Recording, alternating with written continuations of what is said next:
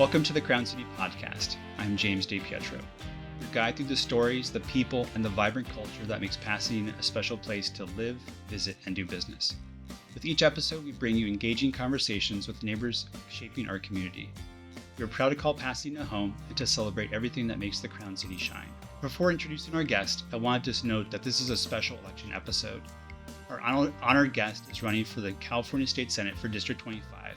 And because this show is committed to diversity and community, and Pasadena Media is a respected nonprofit organization that we have the privilege of working with, we have invited both Democratic and Republican candidates onto the show.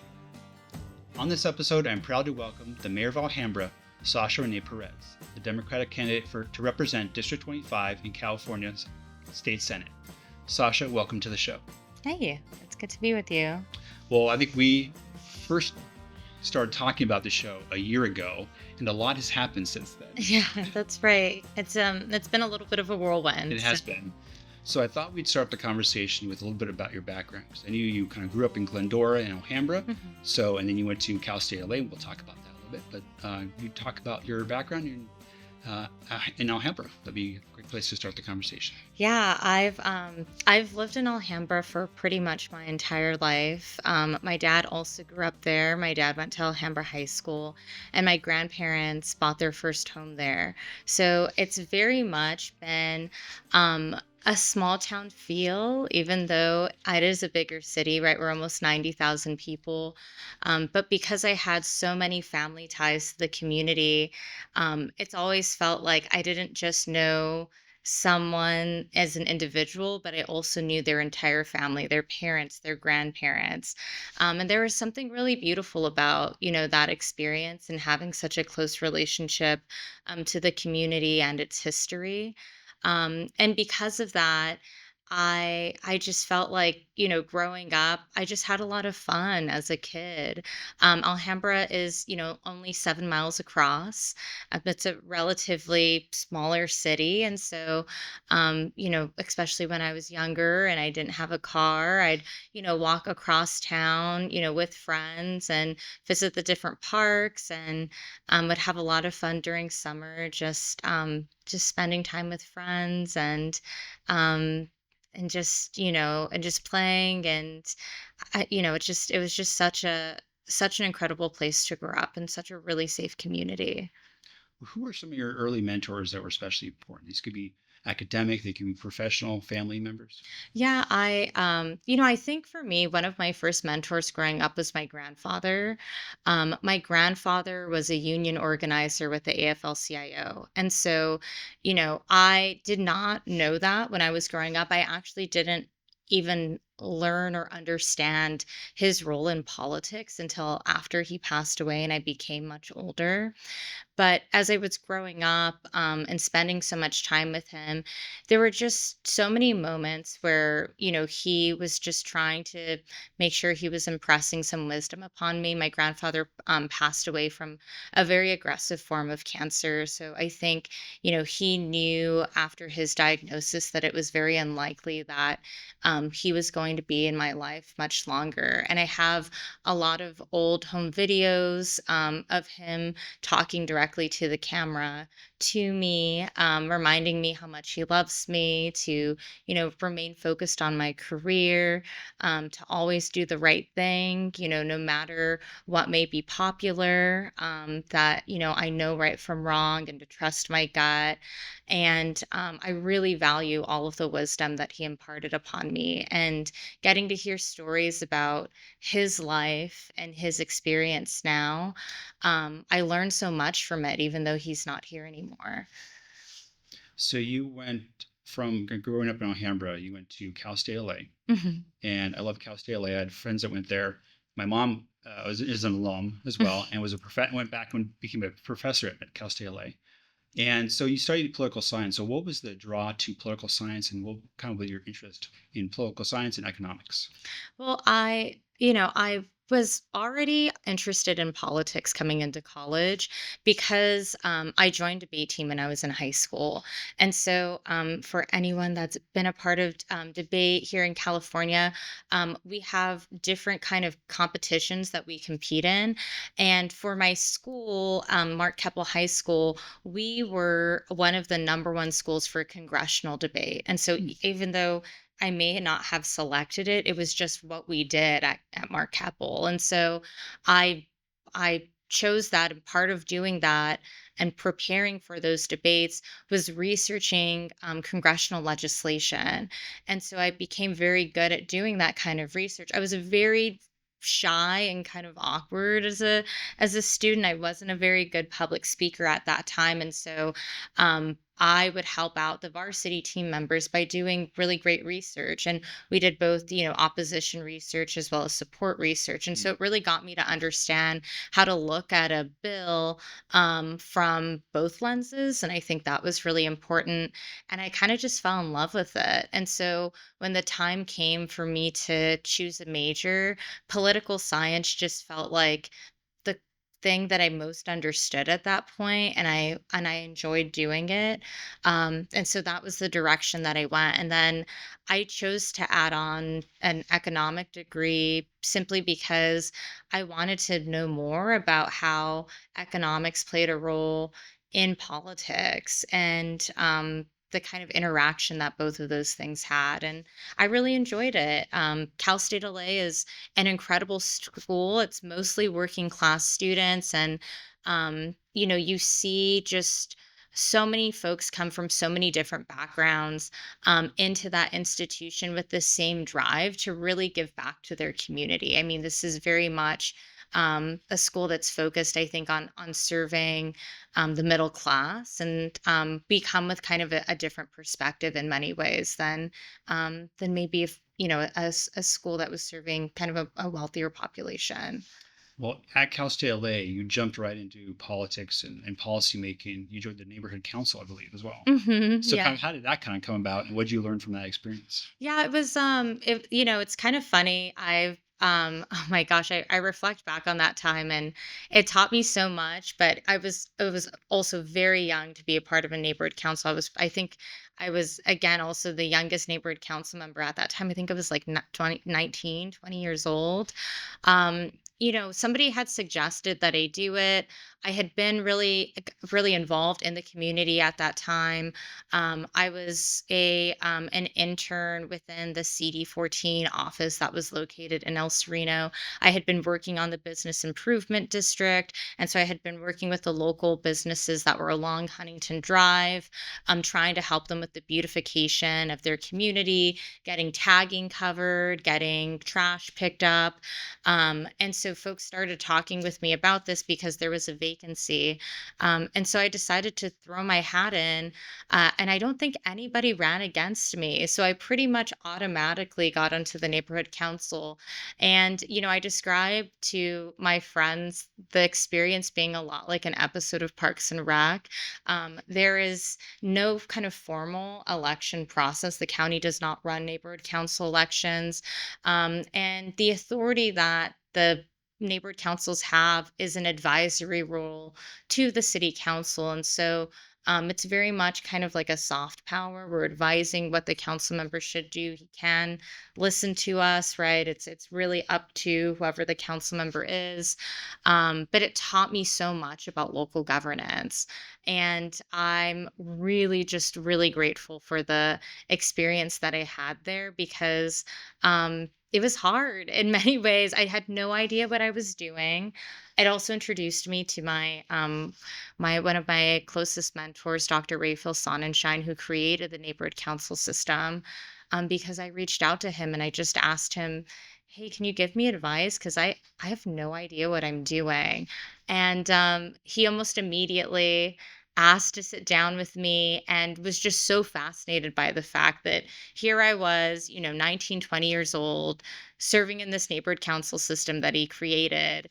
And we just immediately became friends. And so it was a crazy decision, but probably one of the best decisions that I've ever made. So, So you went from that, and then you got involved with providing funding for access to public education. mhm. You've been focused on healthcare as well. So what kind of experiences kind of shaped your political vision, your political philosophy, and what values were really important to kind of shape those? Yeah, so I got involved in the legislative process, doing just that, right? When I came into college and came to Cal State LA, it was 2010. We were feeling the impacts of the economic crash that had happened in '07, and that meant that there were massive budget cuts that were happening all across the state. And so we saw rising tuition, we saw rising fees all across campuses, and all of a sudden my colleagues at school were having to make the decision of whether or not they were going to continue to attend Cal State LA or if they were going to have to drop off to pay their rent and take care of their families. And for me, that was a wake up call because I had not thought and considered that we would have to be forced to make that choice before we came into school. And to see my classmates have to make that decision to drop out, um, when I did not feel like that was fair at all, was really frustrating and upsetting to me. And so I became hyper involved at that point with activism on my campus. I was involved in many of our campus protests. I started going out to board of trustees meetings. I started traveling up to Sacramento, and I was really just trying to figure out how the system worked because I wanted to make change. And in doing that, I realized how hard it was to make change, and that simply, it wasn't simply just a protest. It wasn't simply just a meeting. It was everything collectively all together, and that it was not going to be just myself or my student advocate friends at Cal State LA. It was going to need to take all of us. And so in 2015, I worked together with students from all across the 23 campuses in the CSU system. And we created what was called the Made in the CSU campaign. And we all worked collectively to try to influence the governor and the budget so that we could get our full funding for the CSU. We'd been chronically underfunded, since 2010, and so we were asking for 97 million additional dollars, and it became just the biggest focus of my entire school year. That was all that I did.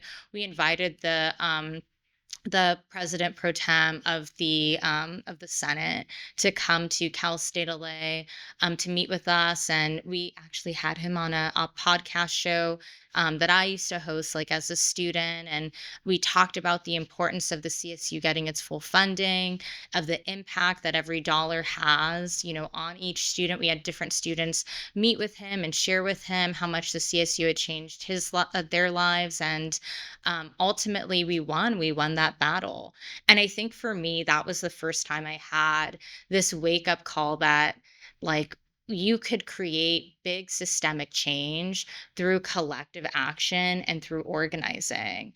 And we managed to do that, not just any single one of us, but by working with students all across the 23 campuses in the CSU system. And I don't think anything had made me more prouder in my entire life. I mean, I just felt like, wow, like we did it. And I just wanted to be a part of something like that over and over and over again. And so all of the work that I've done since then has been that same kind of philosophy of bringing together a big tent of people to get that kind of systemic change done, and to have that kind of impact. And it just brings me so much pride to do that kind of organizing and that kind of work. It's amazing because most people go to college and they learn theory, and which is what I did. I studied political science, and it was mostly theory and philosophy. But you actually had an on the ground experience, and it sounded like that was your focus. And I think that that kind of education is more important than sitting in a lecture hall listening to an old professor talking about like Thomas Hobbes or something like that. So I think that's an incredible experience that you had. Now fast forward a couple of years, and you're living back in Alhambra. It's 2020. We're all navigating a horrific pandemic, Hmm. and you decided to run for city council. Yeah. So, what was that like, and why did you decide to run for city council? Yeah. So I actually made the decision to run for city council before the pandemic. So before was anything that we could have even fathomed in 2019. I made that decision, and part of the reason and part of the you know the kind of momentum that sent me there. I had already been becoming hyper involved in Alhambra city politics. I had lived in the city my entire life, and I was doing this kind of advocacy, but it was mostly focused on the state level. And so I was up at the California state legislature moving policy. I did a lot of work in the city of Los Angeles, but I hadn't done anything in my hometown. And I had that reflection in 2017. And I think for me, I just really I wanted to give back, and I wanted to understand what were the issues in my community that I could do something about. I had all of this experience and I felt like I needed to do more.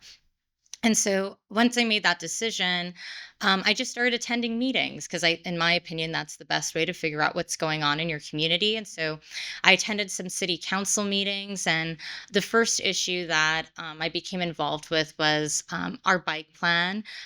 We had a very terrible bike plan that was put together very poorly. I've now have worked on completely reinventing it, which has been a lot of fun. But it didn't have any protective bike lanes. And if you know anything about Alhambra, we have a huge traffic problem because the 710 spills out into our city, and it's very dangerous to ride a bike around.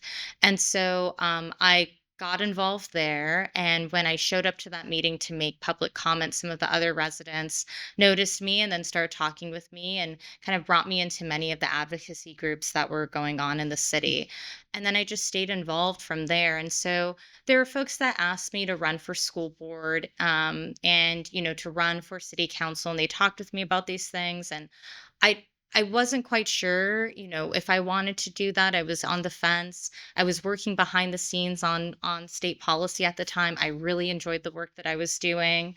But then in early 2019, in January of 2019, I got a phone call letting me know that my cousin had passed away. And my cousin had been chronically homeless for most of his life. He died due to accidental fentanyl overdose. And I think that moment for me just was such a wake up call because I felt like here was this issue, the homelessness crisis, as well as the fentanyl crisis. And I just felt like nobody was talking about it. And it felt like my family and people that looked like my family were being significantly impacted, and there was very little that was being done. And it hurt, and it made me really angry. And if I'm being really honest, it was a lot of that anger that motivated me to make that decision to run. I spent a lot of time, going through therapy and doing a lot of personal reflecting about, what that dealing with that pain and what I wanted to kind of do with that pain. And I decided that I wanted to run for office to make sure that I could represent people like my cousin, that I could protect and represent people like my family, so that they wouldn't have to go through the heartache and the hardship that we had experienced for so many years in navigating this, right? I still have family that lives out on the streets now, and it is incredibly difficult and incredibly heartbreaking. And unless you've been there, it's very hard to explain how challenging the situation can be. And so when I ran, I launched my campaign. It was almost a year after that, in November 2019. That's what I did. And when I did my launch, I actually did it on Dia de los Muertos. And, I had an altar that included photos of my cousin, included photos of my grandfather, my grandmother, all of my family members basically that had passed away. But my cousin was at the center of it because that was how I wanted to center this campaign, that it was about, what had happened to my family and making sure that I could look out, for everyday working people like them. And, the pandemic happened, and I felt like for me, it added even more of a sense of duty to make sure that I was looking after folks, because suddenly I had people that were calling me asking me how they were going to pay their rent, where their next meal was going to come from, and I needed to respond. And I wasn't elected to office at that point, but I felt like I had a responsibility to do something about it. And so, we started food banks. I I started reading all of the rental laws and all of the changing laws around what was okay and what wasn't okay. And because I wanted to be responsive and I wanted to make sure people were taken care of. So, what has been the focus of your your time on the city council then, reflecting those values? I think it's been exactly that. When we came in, one of the first things that I motioned for was to pass an emergency ordinance to make it so that third party vendors like DoorDash and Uber Eats could not charge more than 15% to small businesses and restaurants for delivery fees. I heard of restaurants that were being charged upwards of 30%. I mean, these folks are like small mom and pop restaurants that were struggling to even survive, and they're going to put us out of business. So getting that done was really critical. We did hero pay for grocery store workers, pharmacy store workers, all of our city employees, to make sure that they got additional pay for the fact that they worked through the pandemic. So anybody that worked through the pandemic got that additional pay. We passed a project labor agreement with local hire provisions that made it so that all of the union jobs that get hired through the city all have to be within a 15-mile radius of Alhambra to really encourage and, to trigger the local economy. So for me, I think everything that I've done has really been focused on trying to make sure that we're, uplifting working families, that we're making sure that working people are getting paid their fair share, and that we're really looking out for the middle class. I've also done a lot of work around homelessness, and I've been really proud of the results that we've seen. As the crisis has continued, it's been challenging because the crisis and the number of folks that are experiencing homelessness continues to grow. And so we are responding to an issue um, that feels almost never ending, right? Because we're continuing to need to build new units. We're continuing to need to make sure that those that are at the edge of poverty and that are about to become homeless, that they're actually receiving the resources they need to stay housed. But in Alhambra, we've actually increased the number of people that are being placed successfully into housing by over 4 times over the last 4 years. And that's made me really proud that we've successfully been able to get people into housing, get people into a permanent place to live so that they're not living out on the streets anymore. I love the focus on the middle class. And you mentioned, I mean, the homelessness issue was pre-existing the COVID pandemic. And I think now that COVID is, now there's a resurgence now, of course, but I think so many people have kind of brushed the COVID era away, and we need to return to some of those issues that were pre-existing. And certainly the homelessness issue um, was really hurt by the fact that we were under so many restrictions during COVID, and I think that that issue kind of got buried because of the health issues that we were focusing on at the time. But I think now is an opportunity, like you mentioned, um, Pasadena does a homeless count. I'm sure Alhambra does as well, Hmm. and those numbers have not gone down. They've stayed stable or have gone up, Hmm. and so I think there's more of an opportunity for cities to get more involved in addressing the homelessness crisis, and it comes down to providing services, but also housing opportunities. And I think I think Alhambra it seems like for a city that's relatively small, I think you've done a lot of work on that, and so I appreciate that. Um, Now moving toward kind of moving forward, we're jumping around your career a little bit, but now it's 2013, and you started thinking about possibly running for higher office. Hmm. So what experiences in Alhambra kind of prepared you and made you think about maybe pursuing a higher office? Yeah, so I mean, I think probably every bit of serving Alhambra, whether it was being mayor through the pandemic, and we have a rotating mayorship, so being council member, being vice mayor, getting to work with my colleagues is, it's all of it's been really incredible, and I I think more than anything, getting to serve on the city council and understanding how to move policy forward, I think has been really incredible. I've worked behind the scenes for a long time, as I shared before, and done tons of work up with the California state legislature, but it's very different actually serving in the role and being the person that's carrying the legislation who's trying to convince their colleagues to vote yes, right?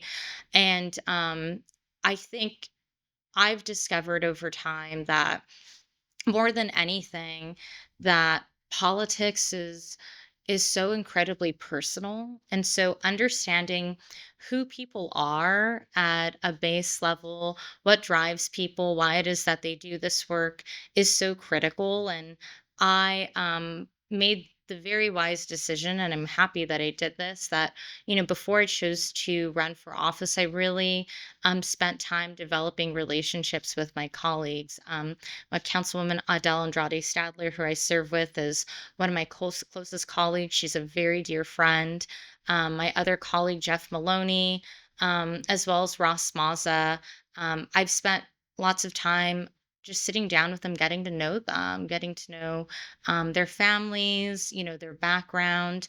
And I think so much of that feeds into why it is that they do this work. And it helps me to be able to work with them and to understand, how it is and why it is that they vote a certain way.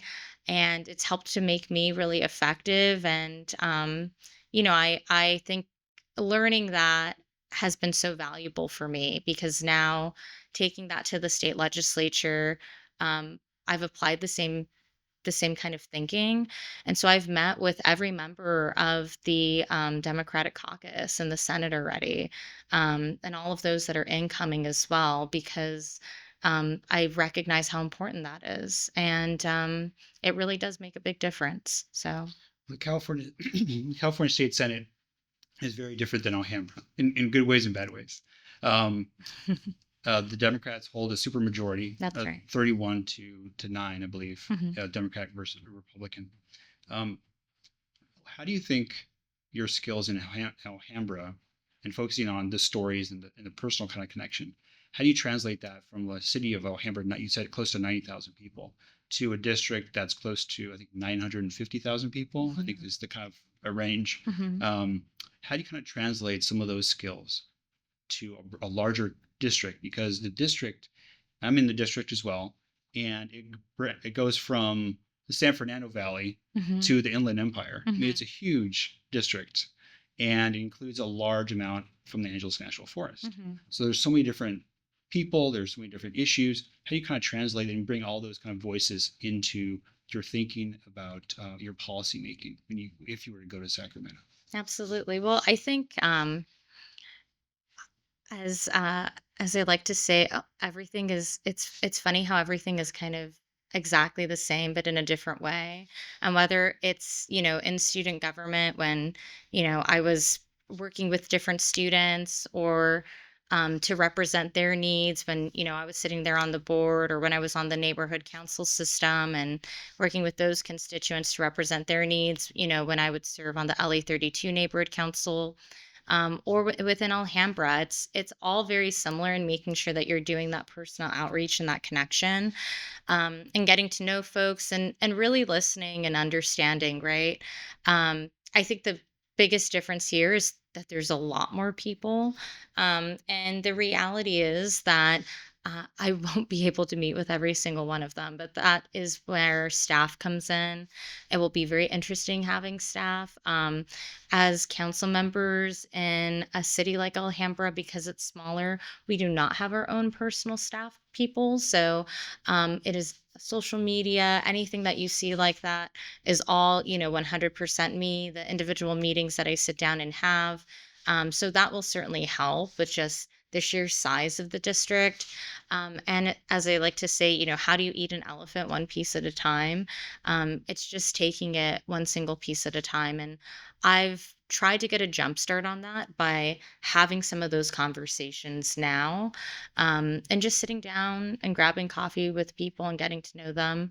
Um, it it makes such a big difference to do that. And um, it takes time more than anything. It So does. yeah.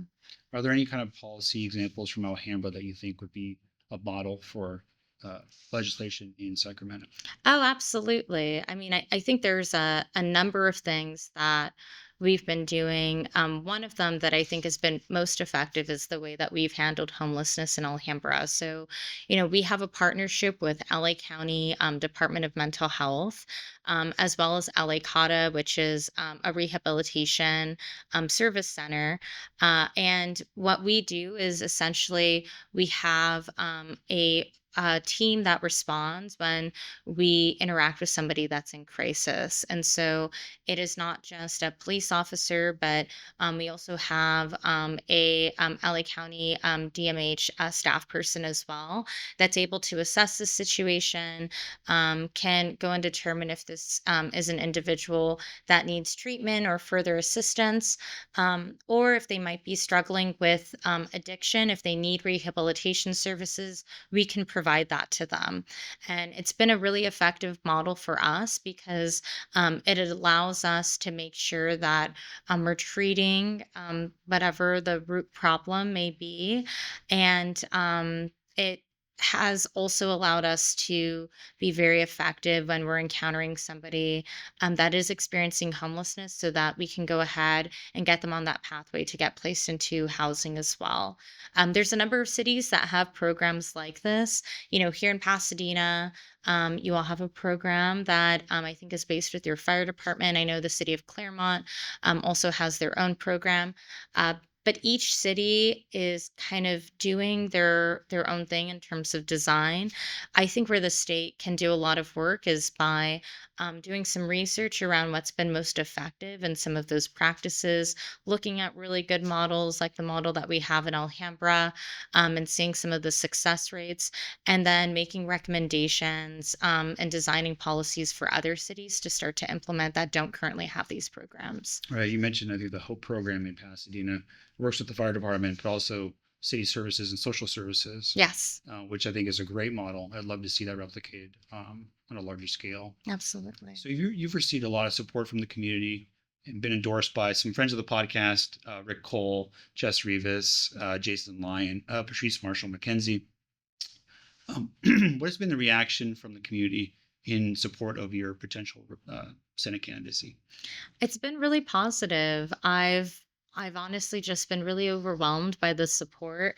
When we first started our campaign and launched, I, you know, you never know what you're getting yourself into when you jump into something like this, right? And I will be honest, I was very hesitant to choose to run. It's incredibly expensive to run for office. I knew that it was likely, going to be a campaign that would cost, $1 million, possibly even more. It ended up costing more. And that really deterred me, right? I come from a working class background. My dad is an electrician. He just retired. My mom's a social worker who works for the county. That is unheard of money, for us. And so when I sat down and had a conversation with my family, there was a lot of hesitation about whether or not it was the right decision to make. And I decided that, I really wanted to do it. This was work that I was very passionate about. And when I began to make phone calls to individuals to let them know that I was throwing my hat in the ring, I was just really overwhelmed with the positive responses that I received. And even in talking with constituents, because that was most important to me, was that Alhambra was going to be behind me. Their reaction and their excitement was really overwhelming. And when we saw the results, just precinct by precinct, and seeing the entire city of Alhambra vote for me in such huge numbers. I mean, it was so incredibly humbling, and just it meant so much because that's my hometown. Right. California has not rebounded as quickly as other parts of the country. We have a larger unemployment rate than other parts of the country. And obviously, we talked about homelessness and providing services for the unhoused. Inflation is still a big issue here. Hmm. Housing is an incredibly large issue here. Hmm. The cost of housing is astronomical. What are some of the biggest issues that you think are important that you want to be addressing in the legislature? Oh my goodness. It's a very big question. Yeah, I mean, oh my gosh, there are so many. I mean, you touched on many of them. I think um for me, what always comes up is, I would say, like, top five is, education. I've spent most of my career working in education, and that's always going to be number one for me because I personally believe that it is so hyper connected to absolutely everything that we do. If we are not educating our students, making sure that they have access to a quality higher education and that it's affordable for them, it's going to have real impacts in our economy. And personally, that is what I see that's happening. After the pandemic happened and occurred in 2020, and we went into shutdown, we saw thousands of students all across the state choose to drop out of college because either online classes weren't working for them, they weren't able to afford to continue to go to school, and they had to make some hard decisions to stay home to take care of family. And we have not seen those students return back to college.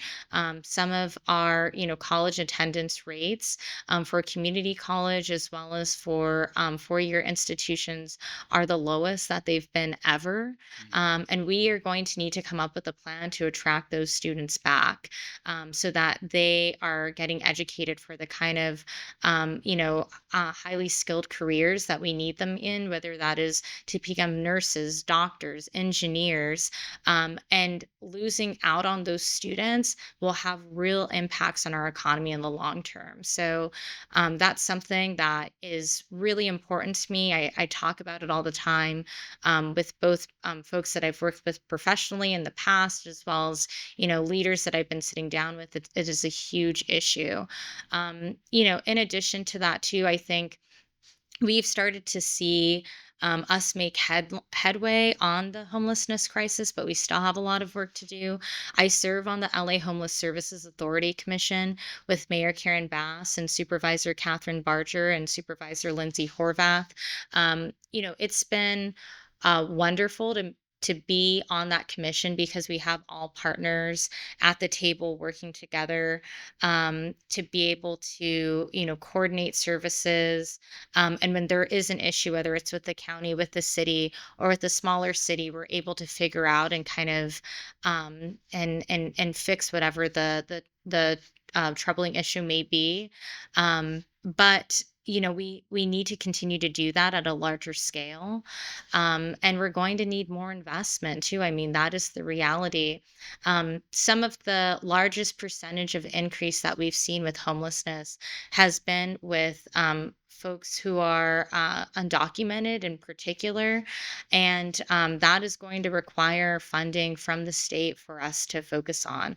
We cannot use federal dollars for folks that are experiencing homelessness who are undocumented. But we need to find a solution because they are out living on our streets, and it has a real impact on everything. Whether it be the homelessness crisis, public health, and so those kinds of issues are really at the forefront of for me. Yeah, you talked about funding, and it seems like the reality is that money is tight in Sacramento. Yes. It's tight on the federal level, and debt's rising as well. Yeah. And so I think there's less opportunities for federal support. Hmm. And I think that's something that the state's going to have to grapple with Hmm. because we need to provide services. And especially education, you mentioned, because I think the strength of California has always been its workforce. Hmm. And if we don't provide the education opportunities for students to get those skills that they need, then the businesses are going to look elsewhere. Employers are going to look elsewhere because they need the workers, they need the skilled workforce. So shifting gears a little bit, last week you had kind of a big week. You went to the DNC convention, Mhm. and there's some themes that I kind of want to touch upon. But first week, before we kind of get into that, what was that experience like for you? You were a delegate. So was Patrice Marshall McKenzie, who's been a guest on this podcast, Mhm. who serves on the POSD board. What was going to Chicago like, and the atmosphere of that whole event? Uh, I oh my gosh, I mean, it was just so much excitement. And, I think the the decision that President Joe Biden made to, step out of the race and to endorse Kamala Harris, who, in my opinion, and will very likely be our next president, and very likely be the first woman president that we've ever had in our country's history. It just created so much excitement, and I think in addition to that, so many of us feel so much gratitude towards the president for making that decision. Um, it is incredibly, incredibly rare to see an elected official willingly give up power, and to do it in such a way to pass the torch to make sure that our country could make history like this is just it's unheard of. And I feel an immense sense of gratitude towards him because I will be honest, I did not think that I would get to see this day again after Hillary Clinton, was not successful in seeking out the presidency. And, I think for many of us, especially, as someone that's an advocate for women and seeing women elected to office, um, I just wondered when that moment would come.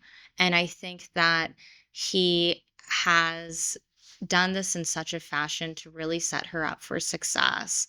And I feel just so much appreciation and gratitude towards him. And when he came out on Monday night to speak to the crowd, you could just feel that from everyone in the room because I think that we all understand and we all see that. And the president has just, and if you know President Joe Biden's story and just all of the incredible hardship that he's been through, all of the things that he's seen throughout his life, and now to finish off his presidency with such strength, to have had such a successful 4 years, and to really have been the one to set us up for such this historic moment. It brings me a lot of pride. And I think that you could just feel that from all the Democrats that were there. So just lots of joy, lots of excitement, lots of gratitude. And it was really beautiful. So, And I asked this question before we started recording, but could you have imagined yourself 10 years ago or 15 years ago, or being on that debate team, your trajectory and where you are today? no.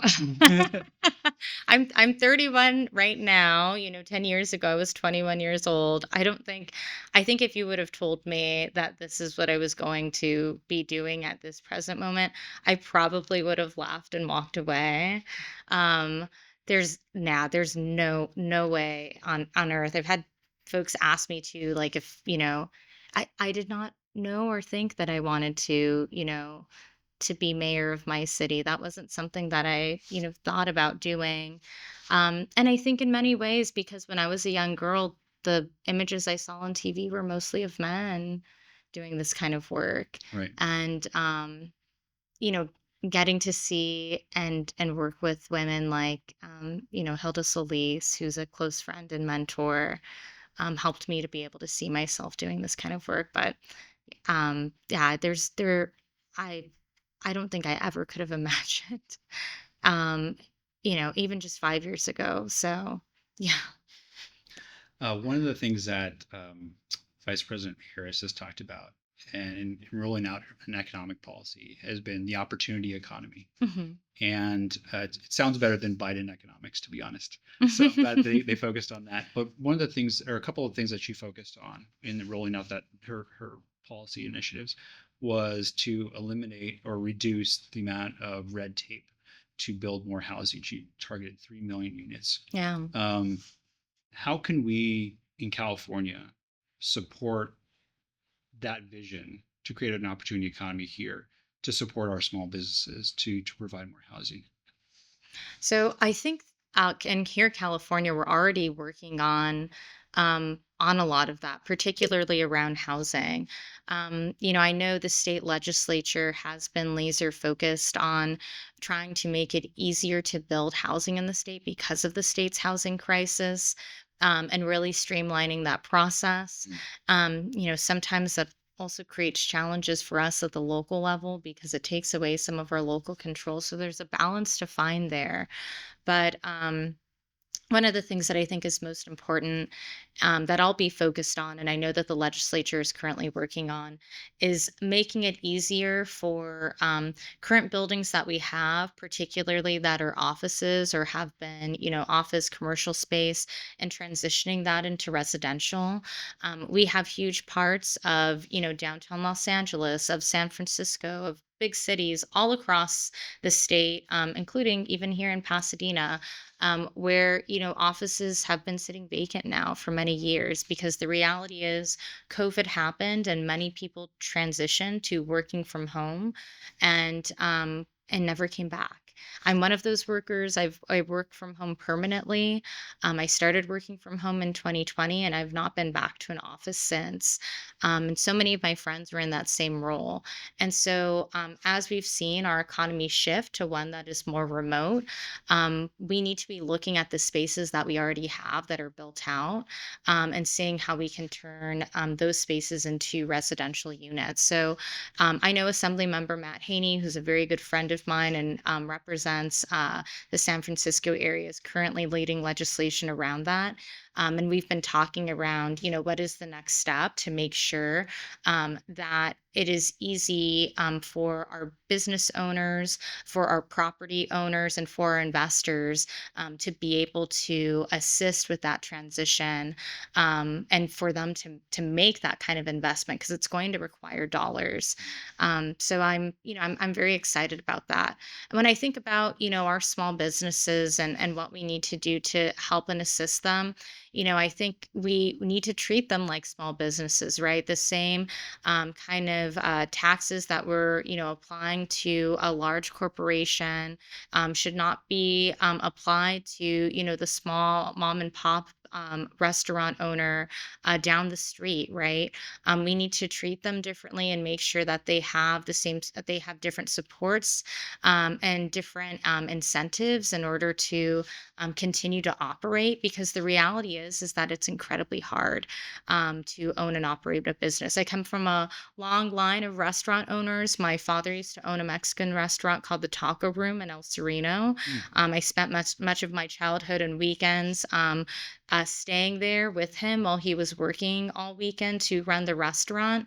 And my father's cousin is actually Manuel of Manuel's El Tapiac, which is a historic restaurant in Boyle Heights. Mm. My tia Lola actually owns the sister restaurant that is located in the City of Industry. And so I hear from my family all the time how hard it is, not just to find staff, but also to keep staff, and to cost of supplies, and just cost of business. Everything has continued to go up. And as those costs have gone up, it also has impacted them as well. So that for me is incredibly important too. I mean, as a small business owner myself, I think you're hitting all the right notes. I think that having a small business, we have a small business that's less than 10 employees, but we have the same kind of regulations that a company that has 100 employees or 2,000 employees, and it's very hard. And especially for restaurants, I mean, that's a whole nother game in terms of difficulty. But the more we can kind of provide opportunities for small businesses or to grow, and then also to for people to start small businesses, because I think that's the lifeblood of our communities. I think that's what makes Alhambra special. I Hmm. think that's what makes Pasadena special. We do have big boxes, here and there, but I think the smaller businesses are what kind of make our cities dynamic. Oh, absolutely. When when people talk about Alhambra, and especially folks that have been in Alhambra for many years, the places that they talk about are Fossilman's. They Yes. talk about JD's. They talk about these small local businesses that have been around, for many years and that have, um, you know, remained despite time and despite all of the hardship. And it's hard. I mean, my dad no longer owns the taco room, and part of that was because of how incredibly difficult it was to continue to keep the restaurant afloat. That he had to sell it. But I remember, when we'd have a break-in, for example. Okay, someone broke in, stole money, stole supplies. That would have a real impact on us as a household, on the restaurant and the operations. I mean, it was a hit that everybody had to take. And so, I think that perspective for me is incredibly important. And I'm grateful that I have family that has worked in the industry for so long, that can share with me the real challenges and the reality, right? It is not easy by any means, and if anything, I think this new kind of, um, post-COVID economy has made it so much harder. Mm. Well, you were a candidate of firsts. You were the first. You were the youngest mayor of Alhambra. Mhm. Um, you are the first mayor or city council member that identifies as LGBTQ plus. You would be the youngest person in the state legislature, I think is what we talked about before we started recording, if you were elected. Um, what kind of responsibility do you feel like is on your shoulders as you kind of step into these roles as you kind of blaze your own trail? Yeah. I I definitely feel as a young person, um, as a Latina, as someone that's openly LGBT, that I have a responsibility to not just do a good job, but to do an exceptional job, right? To show that young people are able to do this work in a way that is, innovative and effective. I think, when I was elected to council, the reaction that I got from folks, which really surprised me because I was always very nervous about my age. I mean, when I was running, I was 27 years old at that time, and I thought it would be seen as a negative. But people across age groups, responded very positively to me. I mean, I would talk, with seniors who would say to me, "We're so excited to have somebody so young and energetic running for office, and we really want to see you get in there and really do things and move things." And so that's what I did when I came in. I very aggressively started moving policy, and I love, our entire city team, and all of my colleagues for being, so incredibly willing, but also patient, because I did come in with a lot of energy, and we moved a lot of things very quickly.